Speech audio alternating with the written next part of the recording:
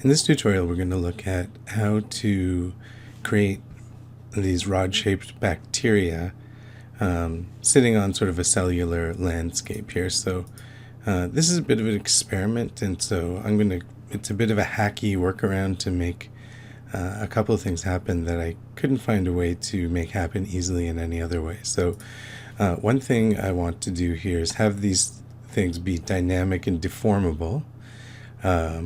And to bump into each other, so some of them are passing into each other a little bit here, and to be able to distribute these on a surface like this.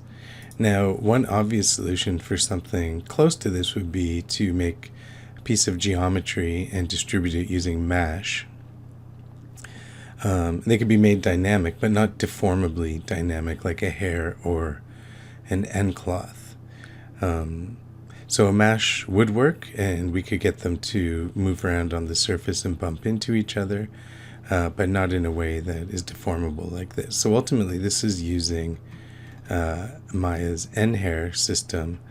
And so if I do things like play around with the built-in turbulence, I can change the way that they move around on the surface kind of randomly.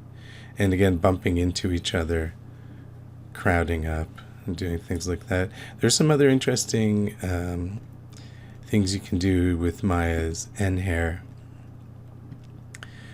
If we just go up to the collision properties, so different than something like nCloth or nParticles, when you turn on self-collide, then static cling is a feature that's activated, and this is the tendency for hairs to stick together. So probably not originally intended for making bacteria, but it kind of does interesting things. So if I turn up static cling all the way and I play my animation, you'll see that little groups kind of clump together. And if we do the reverse, and if I turn static cling to a negative value, then it will push them away from each other and try to spread out. I've got gravity pulling them down onto this collision surface here, which is what we're seeing. And what we're looking at here, this green, so this isn't actually geometry, this is the collision thickness of the hair. But I've made it match the actual renderable thickness of the curve. So that's the other reason that looking at hair as an option for something like this is because Arnold can render curves natively, so we don't actually have to apply a piece of geometry to this.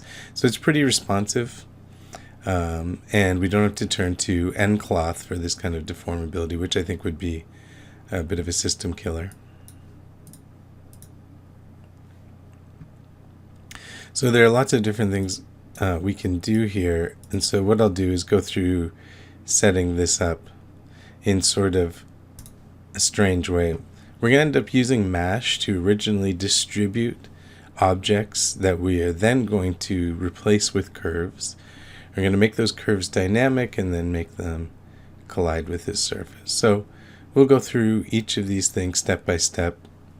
I wouldn't say this is a complete solution. It's more of an experiment that I hope people can benefit from, something that you could take and adapt to your needs. So now let's look at what we can do here. So I just have this sort of roughly modeled cell surface here, and we want to distribute curves on the surface. So we could use mesh for this, and I'm going to show you why that solution doesn't work and why we have to turn to something else first. So bear with me for a second. So if I just create a curve here, I'm just going to snap to the grid. I'm going to actually make this a bit smaller. I'm working at a slightly different scale here, and I'll freeze transformations and delete history on this thing. And I'll just call this backed curve. So if you've used mesh before, you know that you can select an object and create a mesh network. So a curve cannot be made into a mesh network. You can use a curve in an instancer type mesh network, so we'll do that. And so you can see it's working. If I tried to do it with a mesh network, it would throw an error, tell me that it's not possible. So I could distribute these curves onto the surface. There's one weird thing with mesh right now in 2018 and 2019. I think it's 2018 too. You see the mesh network doesn't show up in the outliner. You just have to do a nonsense search and then cancel it, and then mesh will show up again. I'm not sure why. Something about filtering here, I guess. So we can go to mesh distribute. Let's change this to mesh, and then we'll grab our plane, drag it in here, and then we can, get our curves all over the surface. We can randomize by using a random node. So just say like rotation, nope, not Y. Okay, X is the long axis, so we can randomly rotate these things, to make it a little more varied. Of course, they're just straight curves. There's no way to make these dynamic right now. But ultimately, I need to turn these into dynamic curves. So normally, what you can do is to make a curve dynamic is to create a curve and then go to nHair and make selected curves dynamic. However, because these are instances, we can't do that. And at the same time, we can't use mesh to make a repro mesh out of curves. So although mesh allows us to distribute things easily on the surface, it limits us in what we can do with curves. So we're going to take a slightly wonky approach to this and try and fix it. So let's just delete this. There's my bacterial curve again. But what I'm going to do instead is create just a regular old piece of geometry. So just a cube here. Just make it a bit smaller. And delete its freeze its transformations and delete its history. And I'll make a mesh network out of this, but now because it's not a hair, we can go to create mesh network and create a mesh. So instead of getting an instancer, we get a repro mesh, which is what we want. And you'll see why in just a sec. Let me just change the color of this. Let's put a new shader on this thing so we can see what we're doing.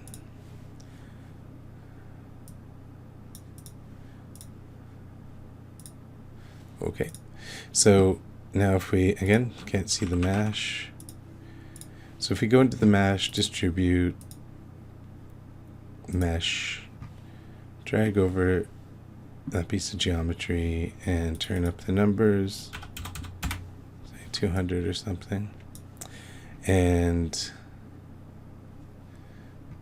we can do scatter or random face center. Oh, no, I guess we can't. We could flood. Oh, I did face center, random face center, yeah. So kind of gives us the same sort of results. And you can see that they are rotated according to how they are on the surface. It doesn't matter too much for us. What's going to matter later on is their Y rotation, but we'll figure that out later. Okay, so what is this doing for us? So it's distributed randomly an object on the surface. I'm going to use in the mesh network distribute. We can push it along the normal. So I'm just going to push these off the surface because I'm going to use these to distribute my curves, and I want those curves to be above the surface slightly so they can fall onto the surface. So what can you do with a repro mesh? Well, this repro mesh is still attached to the mesh network. I can just do a duplicate, normal duplicate, and I have a copy of this, and it's no longer, this repro mesh 1 is not part of the mesh system anymore. So I can just hide the original one. I can hide the mesh. Oh, I can't do that. But anyway, so now we're just seeing our copied repro mesh. Right, so now what I want to do is to separate each of these into a different cube, and that's easily accomplished in Maya. And go to the modeling section, mesh, separate, right? So now each one is separate. One thing you'll notice though is that anyone that I select, you'll notice that its pivot point is in the middle of the world. But we actually need the location of these things, and the pivot point's going to determine where the location is. So we had to take each of these new polygon surfaces that were created, got 200 of them, and simply do a modify center pivot. Now each one of these will have its pivot in the middle. You can see it's not rotated according to the object, but that doesn't matter for what we need it for. Okay, so now we've got 200 individual objects distributed around near this surface, but instead of the cubes we want our curve, and there's a tool for that, happily.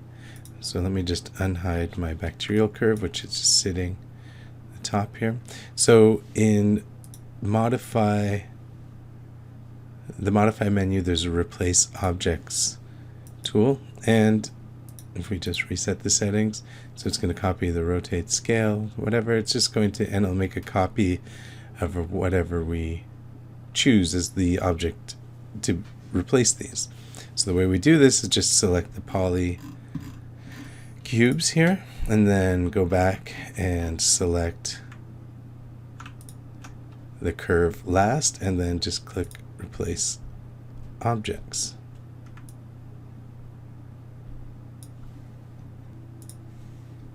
Okay, so all good so far, except they are all pointing the same direction, which is not really what I want. So I could have done this before with the cube, but I can add a random rotation to each of these things. And how do you do this? Well, you look on the internet and you find somebody who has written a script for this.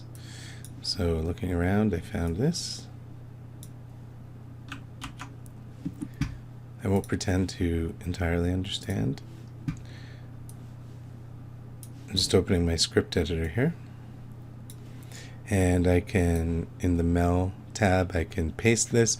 I pasted this earlier. The one thing I changed was, so it's creating a, I don't know how to zoom in on the PC. Anyway, so it's creating a variable $random rotation. It's a vector, and it's declaring the value here 0 in X, 180 in Y, 0 in Z.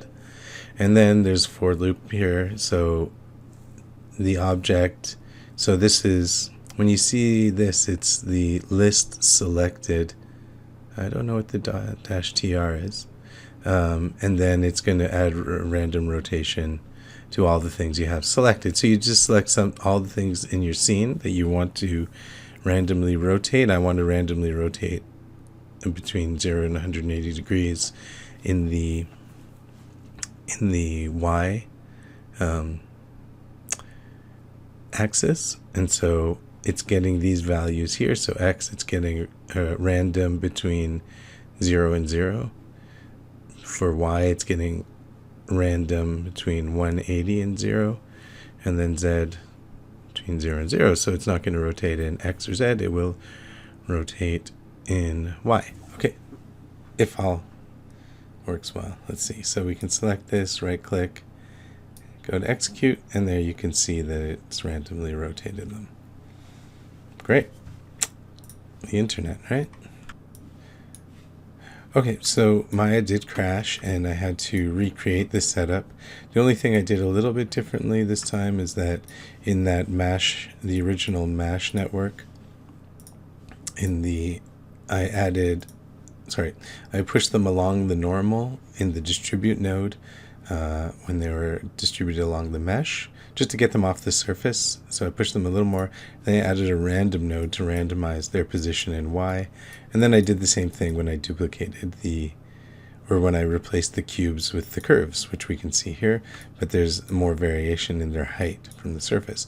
The last thing I did, because I'm going to turn these into hairs in a second, and I'm going to save my file again, is that I took this plane underneath and I scaled it up a little bit, because when the hairs fall, if they're too close to the edge, they'll fall off the edge, and I just want to avoid that happening. I could put an invisible collision object around here, which would probably be a wise thing to do, just a cube or something that I can turn non-renderable, non-visible, but turn it into a passive collider. Okay, but let's try this anyway. So we've got all our cubes here. They're under this group, and so I'm just actually going to edit and ungroup these, I think. Yeah, so I've got all these curves now. Curve 1 is the original, so I'll just use these ones here. So I've got 200 curves, and I'm going to turn them into hair. So under the FX menu, nHair, you don't want to create hair. You want to go to Make Selected Curves Dynamic, and then the default will be like this: attach curves to selected surfaces. We don't have a surface selected, so it probably doesn't matter if you leave this on, but I'm going to turn it off anyway. Make curves dynamic, cross your fingers. Okay, so it worked. So now there's a hair system. There's a nucleus node. So this hair system controls all of these hairs. There's a nucleus node because this is a nucleus dynamic object. So then we have the hair system follicles, and these hold the original curves. And then the dynamic curves are here in the hair system 1 output curve. So if I hold down Shift and click on the plus sign, all of these curves here are actually the dynamic curves. We're going to regroup them later in order to add them to an Arnold curve collector so we can change the renderable stats more easily. But let's just see if things work. Okay, so now the first thing, of course, because we're dealing with dynamics, maybe you can't see this, I have to change my playback speed to play every frame, max real time. We can also see this in our preferences. Time slider, play every frame. And max playback speed is 24 frames per second. I normally work at 30 frames per second, but I forgot to change this. So anyway, we'll just keep it at 24 for now so we don't mess things up. Okay, so let's play the animation. Okay, so you can see something happening here, right? There's our original curve, the darker line here, and here's our dynamic curve. When I play the animation, they kind of fall down, but they're attached at their original origins at the end and the start of the curve. So this is kind of a pain, but we can fix it. So if we look in the follicle for any one of these curves, so here's follicle shape 137, which is associated with this curve, and we could find that here under hair system follicles. I can just hit F on my keyboard. Okay, so it's 138 there. The numbers are offset. You can see there are a number of things we can change here, but the point lock is the thing we want to change. So both ends is the default behavior, so it's locked at both ends of the curve. We want to change this to no attach. So if we play the animation now for this one, it just falls, right? Okay, so we have to do that for each one. So see you in 2 hours. No, just kidding. So what we can do instead is go to the Windows General Editors, Attribute Spreadsheet, and what we have to do is grab all of those follicles. So just grab all of these. So the Attribute Spreadsheet allows you to make many changes all at once. Okay, let's put it in the right order now. So usually it puts the follicles first and the curve second. So with the follicles at the top here under shape keyable, so here we can see point lock, both ends, blah, blah, blah. So we can just select all of these. So I'm just scrolling down. Looks like nothing is changing. There's the one we changed earlier. So no attach is what we want to change it to. And then shift select the last one, and then we can type NOATTACH, and it will change no attach for all of them, hopefully. So let's back up and play the animation. Good, so they're all falling now. So the animation will play, and you can see here I've got them colliding with this plane. So I've already selected this plane, and I went to nCloth and create a passive collider with the plane selected, and that turns it into an nRigid object, which has its own collision settings for bounce, friction, stickiness, and the thickness of the collision. So one thing you'll notice if we look at this from the side and play the animation. And they fall down. They're not actually hitting the surface, right? So what the nucleus solver does is it solves the curve collisions, the hair collisions, as if they have a thickness. And you can set that value. So if we go into the hair system, and this is set based on the clump width. Now these don't seem to be absolute values, so they don't really match what 1 unit is in real space. I've got mine set to 0.1, and you can see what it looks like. They're falling down, and so they're acting like they're pretty thick. So I can reduce this value, 0.02, let's say.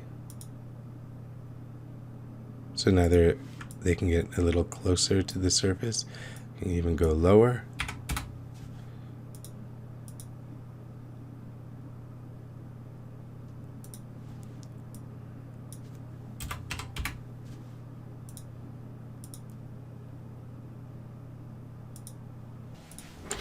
So you can experiment with this. If you look at the help files, it says that the width of the collision is based on the clump width. What I found is that it actually seems to be multiplied by the hair width here. So right now with clump width set to 0.05 and the hair width set to 1, we get this value. So now we're seeing a preview of the collision thickness. And we can turn that on here under collisions. And we can turn that off and turn on collision thickness so we can get an idea of what it looks like. Play the animation, you can see how that works. So if we want to change this value, let's say I'll just put clump width back up to 1, so they're very fat. Now hair width, if I go down to 0.1, it's not 10% of the original, but it does modify it.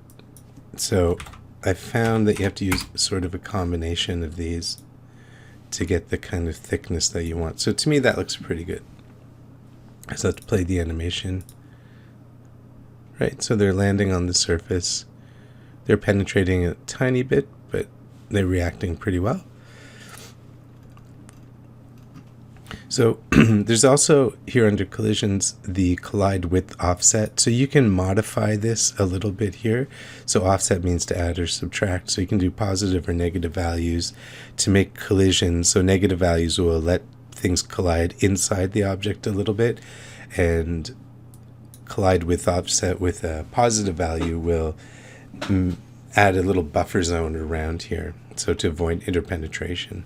And then self-collide width scale, this is a multiplier, so at 1, the collide width and the self-collide width are exactly the same. So you can see self-collide width happening here. They are interpenetrating each other a little bit. If you wanted to, you could turn this up a little bit to help avoid some of these things.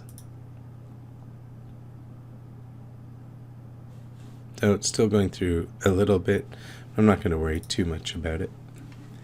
So you can increase the quality of the collision checks a little bit. In the nucleus node, the default here for subsets are 3 and 4, I think. I was experimenting with turning mine up a little bit because I was having some pass through the plane. So there's some interpenetration here going on. So if this is the kind of thickness that I want, then I also have to set the renderable thickness in the AI curve collector. And so if I just turn on my renderable, so that's pretty good.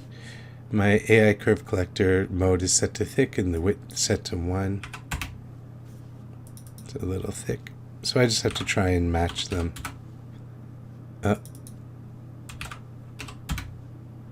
Okay, so 0.5, that's pretty good. So it just looks like the way they're rendering is matching their collision thickness. All right. Just going to stop this. I'm going to save my file. And so what's next? Well, we can use the AI curve collector to add a shader to all of these, and you can use just the normal standard surface, or you can use, well, you can use anything really. You can use the standard hair. You can render this to see what it looks like. So it comes with the default standard hair, so that's why it looks just the same. But we can turn up a diffuse color here. Get something like this. The hair has,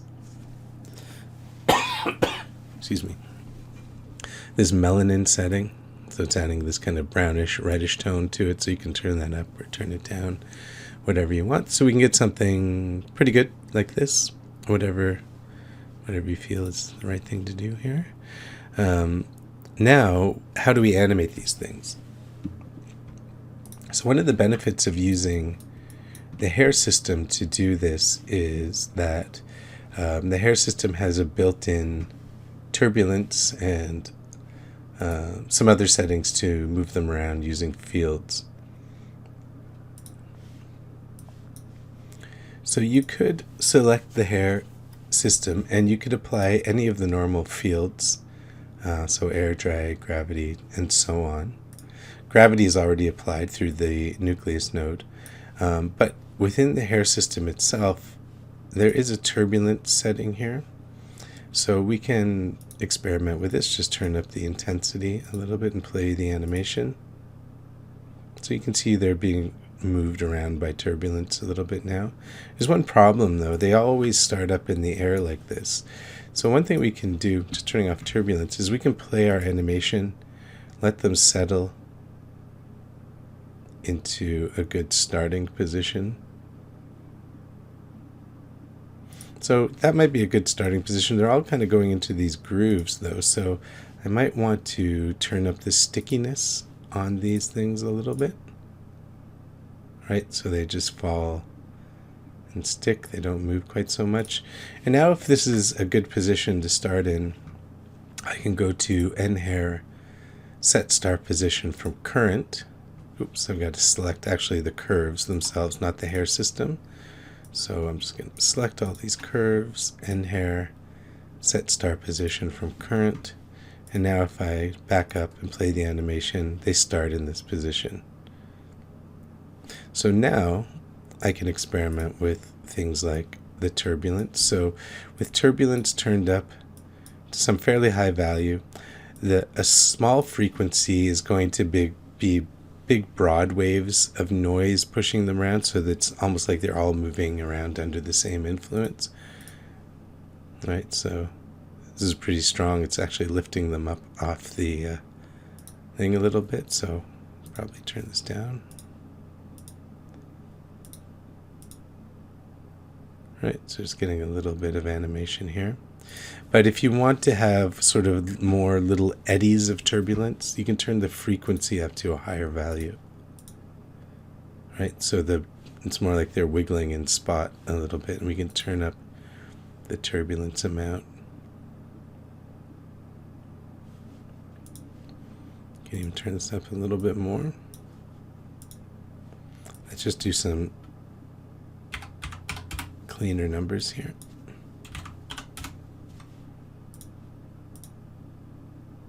Right, so we can just have them wiggling around. Now they're moving pretty fast because this isn't quite playing at real time. So we might want to adjust some of these things a little bit. But of course some of this is, like, this is a nice little animation here, the way this thing is. These ones are kind of crawling along, so they're reacting to both the turbulence and their stickiness, right? So we can experiment with turning the stickiness back down, and they'll be freer to slide around and interact with each other.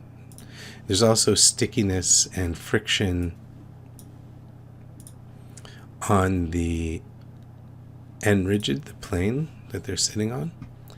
So we can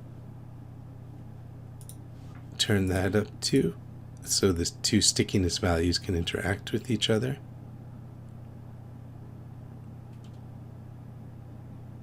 So we can get kind of a nice animation this way.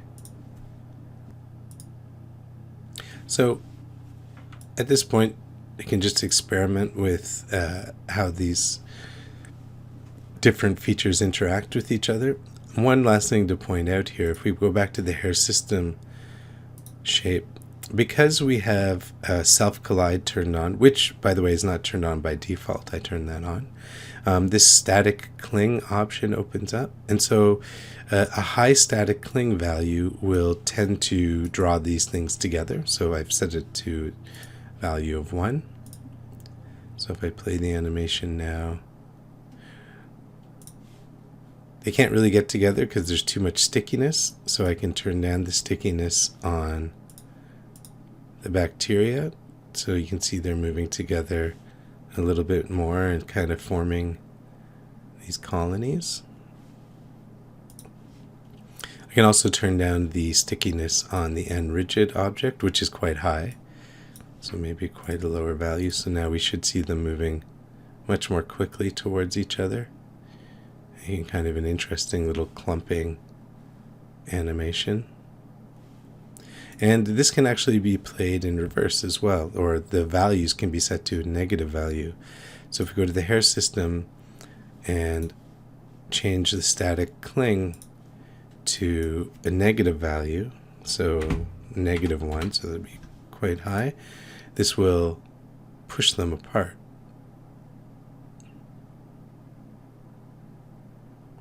Which also makes kind of an interesting animation.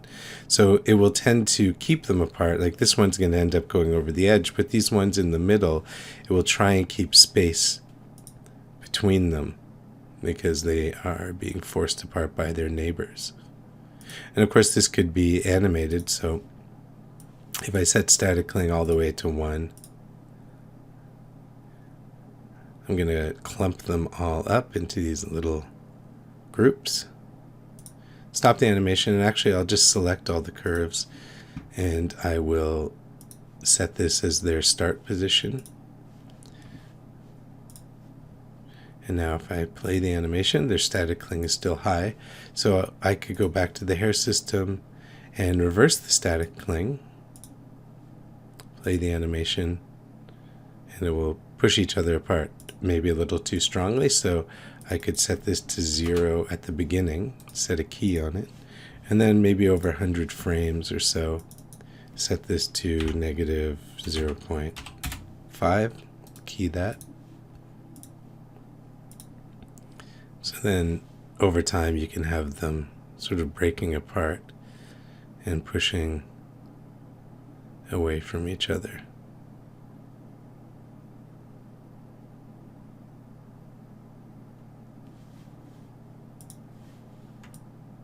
And of course, if I turn off collision thickness and I go in to render this,